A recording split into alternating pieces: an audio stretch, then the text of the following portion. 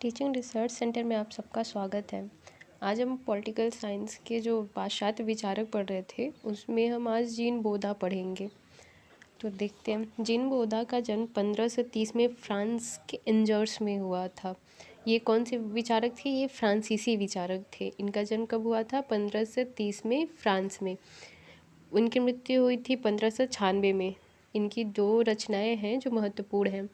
पहला a method for easy understanding of history, और जो दूसरा है और सबसे महत्वपूर्ण है the Republic, 6 books concerning the state. ये अक्सर पूछा जाता है कि the Republic 6 books concerning the state किसकी रचना है? तो ये किसकी रचना है? जीन बोधा की रचना है। बोधा के जीवन काल में फ्रांस में राजनीतिक चिंतकों के प्रमुखतः दो वर्ग थे। कौन कौन से? पहला था मोनार्को मैक्स और दूसरा था पॉलिटिकल्स। मोनार्को मैक्स और पॉलिटिकल्स क्या थे? ये दो वर्ग थे। मोनार्को मैक्स वो था जो प्रोटेस्टवादी था ये, और फ्रांस के कैथोलिक शासकों की स्वच्छताचारिता से घृणा करता था। इसका उद्देश्य राजाओं के निरंकुशतावाद तथा उनकी स्वेच्छाचारिता को नष्ट कर उनकी शक्तियों को मर्यादित करना था। अर्थात ये राजतंत्र के विरुद्ध था, राजाओं की शक्तियों को सीमित करना चाहता था। और जो दूसरा वर्ग था पॉलिटिकल्स, जिसके विचारक बोधा थे, ये धर्म की निरपेक्षता पर आधारित था और इनका विश्वास था कि राज्य में शांति और सुरक्षा बनाए रखने के लिए सुदृढ़ राजतंत्र आवश्यक है। तो मोनार्को मैक्स राजतंत्र का विरोधी था और पॉलिटिकल्स राजतंत्र से संबंधित था, जो राजतंत्र को आवश्यक मानते थे।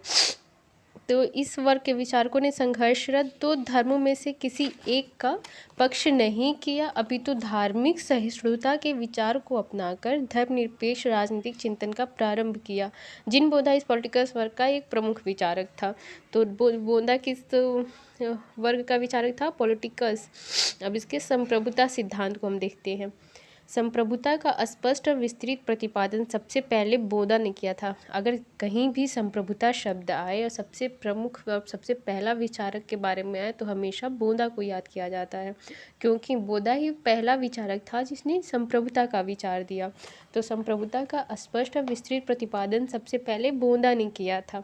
और सेबाइन इसके बारे में कहते भी हैं, प्रभुसत्ता के बारे में बोधा के सिद्धांत को सर्वमान्य रूप में उनके राजनीतिक दर्शन का सबसे महत्वपूर्ण अंग मान लिया गया।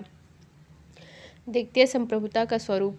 बोधा के अनुसार राज्य का प्रमुख लक्षण उसकी संप्रभुता है। बोधा मानता है कि संप्रभुता की इच्छा ही सबसे बड़ा कानून है और इसकी शक्ति सर्वोच्च है। मतलब बोधा कहते हैं कि जो संप्रभुता है वो राज्य का प्रमुख लक्षण है और वो सर्वोच्च शक्ति है। बोधा आगे कहते हैं, संप्रभुता नागरिकों प्रजाजन के ऊपर एक ऐसी सर्वोच्च शक्ति है जो विधियों द्वारा मर्यादित नहीं की जा सकती।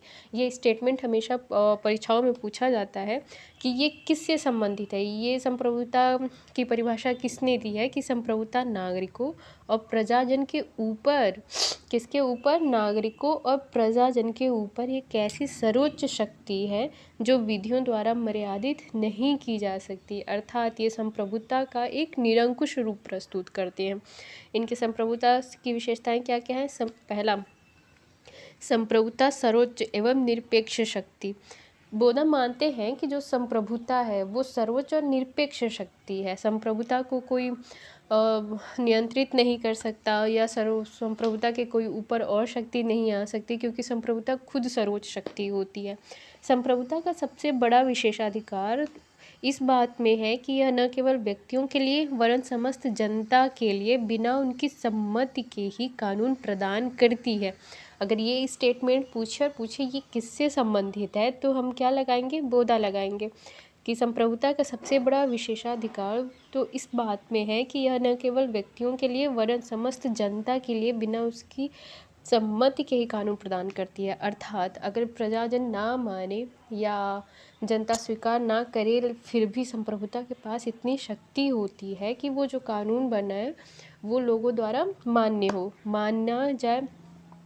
कानून निर्माण के समय संप्रभुता किसी से अनुमति प्राप्त नहीं करता। बोधा कहते हैं कि जब संप्रभुता कानून बनाता है, कानून का निर्माण करता है, तो वो किसी से अनुमति प्राप्त नहीं करता, क्योंकि वो खुद ही सर्वोच्च शक्ति होती है। श्रेष्ठ लोगों अगर देखते हैं इससे संबंधित कुछ कथन है जिसे देखते बोधा बताया है। श्रेष्ठ लोगों से समर्थन प्राप्त करेगा। अगर संप्रभुता श्रेष्ठ लोगों से समर्थन प्राप्त करेगा तो क्या होगा, राजा स्वयं प्रजा बन जाएगा। अर्थात सर्व या बोधा के अनुसार संप्रभुता तो सर्वोच्च है, और अगर वो किसी और से समर्थन लेता है, श्रेष्ठ लोगों से समर्थन प्राप्त करता है, तो वो तो उसकी प्रजा बन जाएगी, जिसे वो समर्थन लेगा, जिसे वो सहायता लेगा जी। और अगर उससे श्रेष्ठ कोई हुआ तो वो तो उस श्रेष्ठ का प्रजा बन जाएगा, अर्थात राजा स्वयं प्रजा बन जाएगा। दूसरा देखते हैं, बराबरी के लोगों से समर्थन प्राप्त करेगा। तो अगर संप्रभुता बराबरी के लोगों से समर्थन प्राप्त करेगा तो क्या होगा, अन्य लोग उसकी सत्ता के भागीदारी बन जाएंगे। अर्थात अगर वो अपने समकक्ष, अगर संप्रभुता के समकक्ष कोई है, अगर वो उनसे सहायता लेता है, तो वो जो लोग हैं जिनसे वो सहायता लेगा उसके भागीदार बन जाएंगे, उसके सत्ता के भागीदार बन जाएंगे।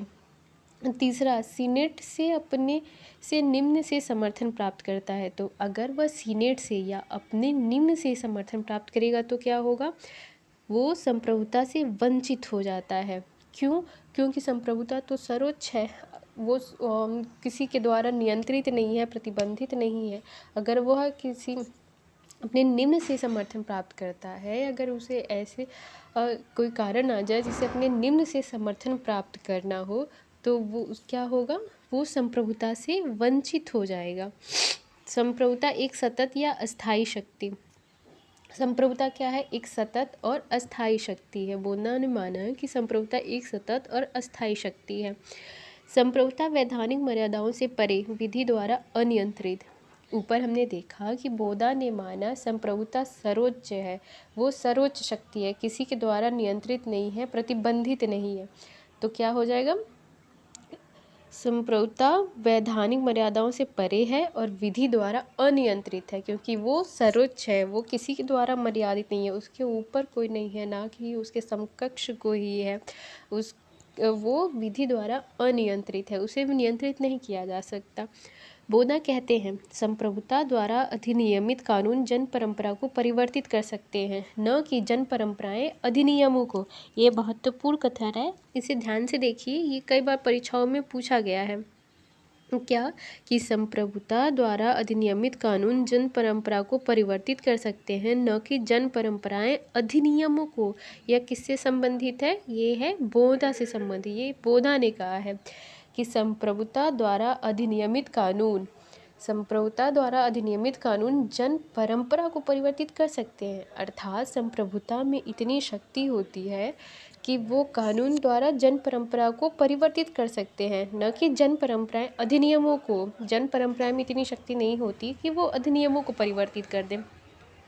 अब यहाँ तो उन्होंने संप्रभुता के निरंकुश रूप दिया, जो प्रतिबंधित नहीं है, जो किसी के द्वारा नियंत्रित नहीं है, लेकिन उन्होंने इसके साथ ही साथ, जहाँ उन्होंने संप्रभुता को एक निरंकुश रूप प्रदान किया, संप्रभुता की सीमाएं निर्धारित कर दी बोधा ने।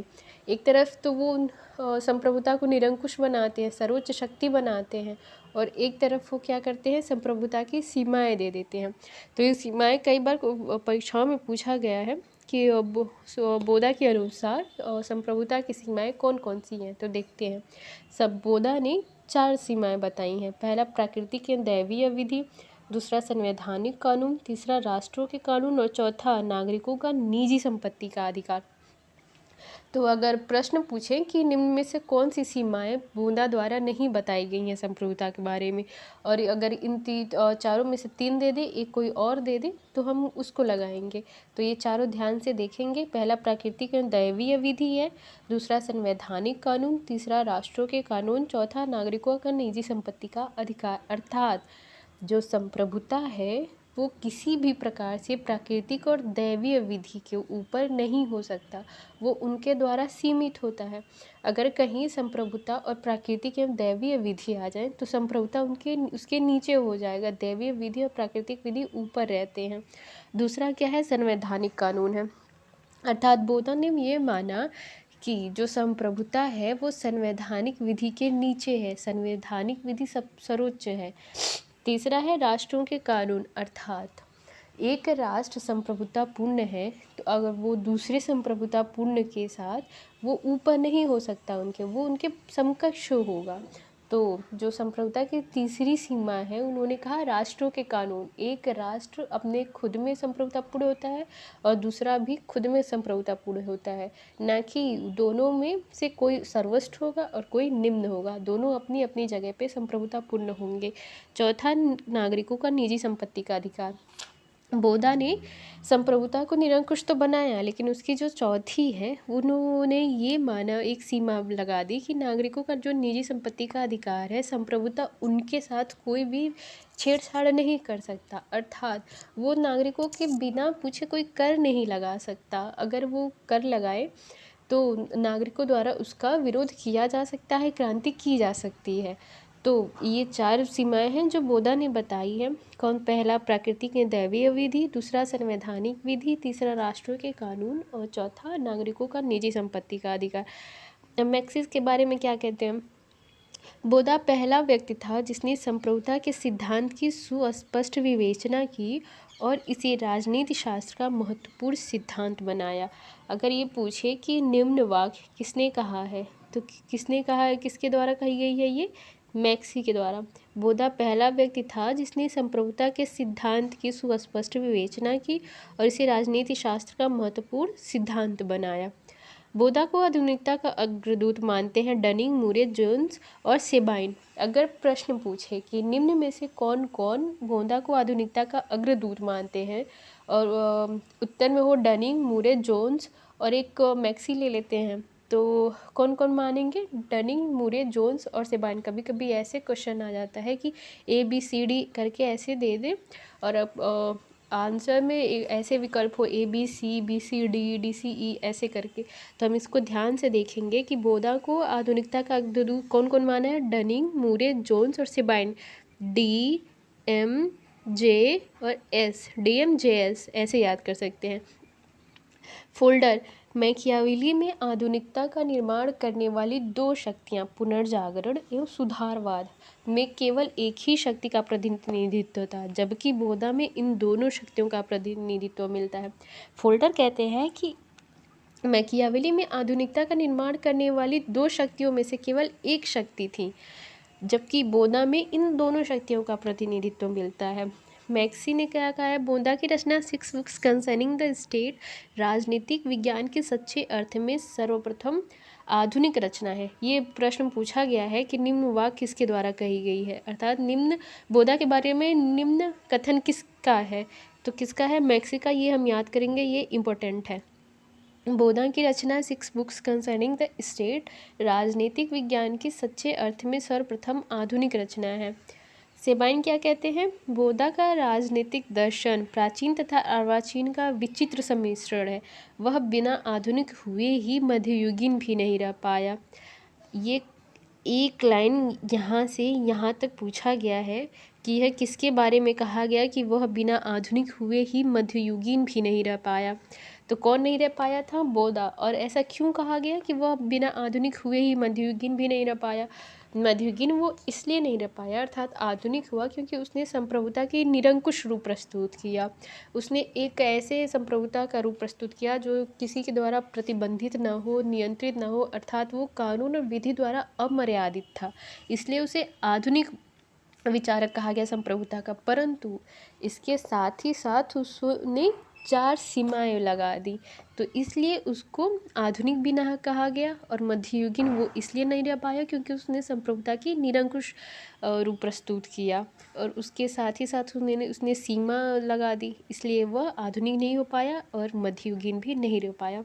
अर्थात ये कहा जाता है कि बोधा का राजनीतिक दर्शन प्राचीन तथा अर्वाचीन का विचित्र सम्मिश्रण है। वह बिना आधुनिक हुए ही मध्ययुगीन भी नहीं रह पाया। और ये कथन किसका है? सेबाइन का है। तो आज हमने देखा बोधा के बारे में। ये बोधा के बारे में इम्पोर्टेंट सारी जितनी भी चीज़ें थी हमने आज कवर कर ली। अब कल हम इसका प्रैक्टिस सेट देखेंगे जो विभिन्न वर्षों में कई परीक्षाओं में पूछे गए हैं। चलिए तब, धन्यवाद।